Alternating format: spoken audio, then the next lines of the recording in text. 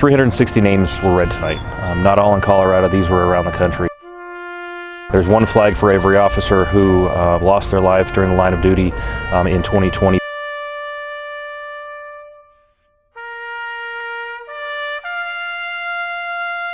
This is an incredible event here in Weld County.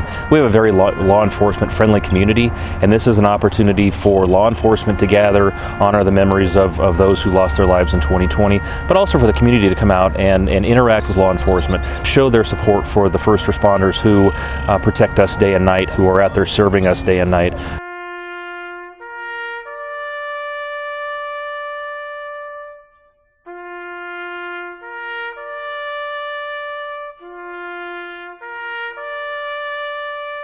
I want to take an opportunity to remember each and every one of those 360, remember that they were husbands, they were wives, they were mothers and fathers, and for them to give the ultimate sacrifice so that their communities could be safe is really something that we should honor and we should tribute, not just one day a year, but we should do this every day. And so my personal thanks on behalf of a very grateful community for the sacrifices that these officers and deputies have made.